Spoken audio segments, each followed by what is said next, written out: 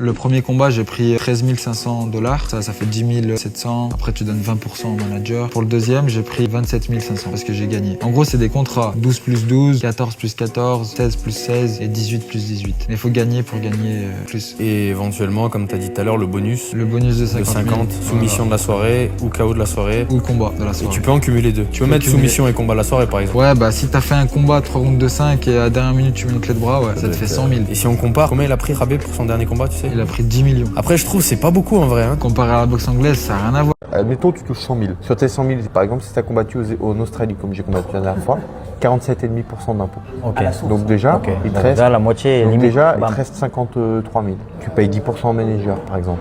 10 à 15%. Ok. Hop, 40 000. Enfin, 43 000. Ouais. Tu payes 15% l'ensemble du staff, coach de boxe anglaise, coach de sol, head coach, machin et tout. Tu redistribues un peu. Déjà, il te reste combien? Bah, tu t'enlèves encore 15%. Il te reste 30 000. 30 000. Donc, tu as combattu sur tes 100 000, il te reste 30 000, tu vois. Donc, tu vois Et ça, c'est si tu touches 100 000.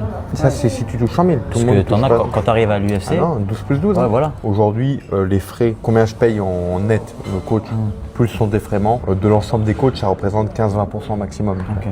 Sur le camp, tu vois. Ouais. Et ça reste quand même conséquent. 15-20% parce que tu rajoutes les 10% du manager, c'est déjà à moins 25.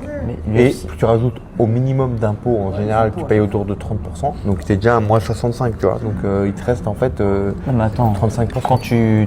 Quand tu touches, entre guillemets, l'argent, par exemple, en Australie, tu payes les impôts qu'en Australie. Oui. Tu vas pas les repayer après en France. Alors, sauf si au début, quand tu es jeune combattant, tu préviens pas les impôts, que tu te gourres, machin, les mecs ils peuvent te réimposer. Tu peux avoir une double imposition. Limite, tu vas devoir de l'argent. Tu vas devoir de l'argent, ouais. Ah oui, non, si tu fais mal les choses, Ouais, ça, c'est pour c'est ça, relou, ça prend avec l'expérience et tout.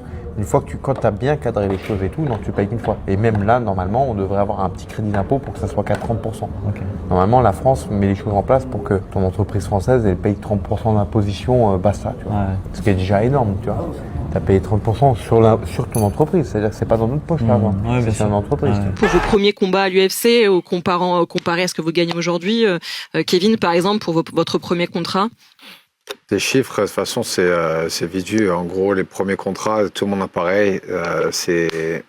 Faut d'abord, avant que je dise un chiffre, faut que les gens ils comprennent que de ce chiffre, vous allez déduire 20% entre les entraîneurs et les managers, vous allez déduire 30% de taxes, vous allez déduire tous les frais du camp, les vols extra que vous devez payer pour le deuxième et le troisième coach.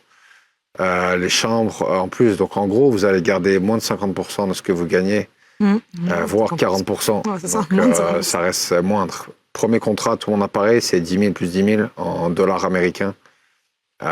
Si tu gagnes deuxième, 12 000, 12 000. Si tu gagnes 14 000, 14 000. Ensuite, tu peux renégocier pour un troisième contrat. Et si tu gagnes pas tes combats, tu restes à la même somme d'argent. J'ai commencé à 10 plus 10, mais j'étais étudiant, j'avais le crous. Donc, Utiliser les aides, il n'y a pas d'aide.